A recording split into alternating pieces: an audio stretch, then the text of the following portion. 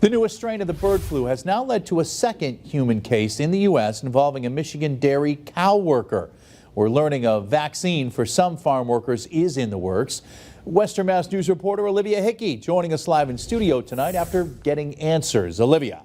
Chris, the virus has been identified in livestock across 9 states, none of them in New England. A local farmer I spoke with today says his animals are clear and he does what he can to ensure they're healthy.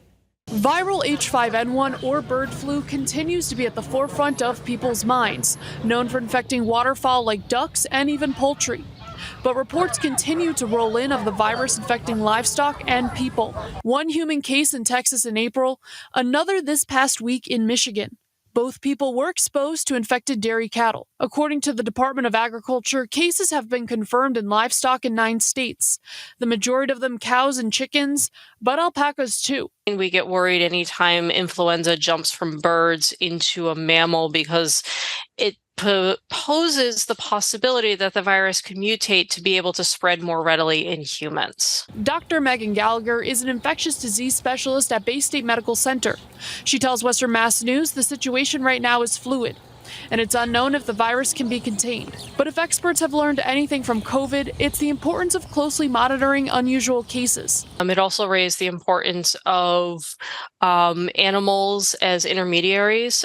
So a lot of our, COVID was originally thought to be a virus that was present in a wild animal population that then entered the human population. And we're seeing that now. We're seeing avian influenza entering now a farm mammal with the cows and potentially going from there to people. So it's really kind of underscoring the fact that we're all connected. She notes research into the virus is underway and experts are looking into other solutions. Now the United States as well as Europe are looking into getting vaccines specifically against H5N1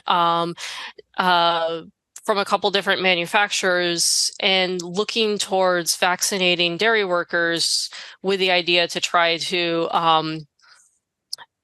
prevent further spread to humans. We also stopped by McCrae's Country Creamery and Farm in South Hadley, which has cows and fowl.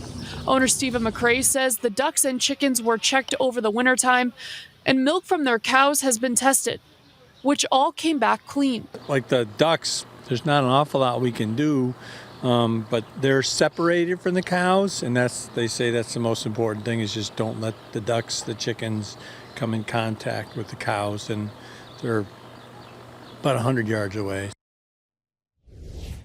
In the meantime, Dr. Gallagher reminds people that officials are strongly encouraging people to not drink raw milk or eat raw milk cheeses. Stick with pasteurized products as it does kill the virus. Reporting in studio for Western Mass News, I'm Olivia Hickey.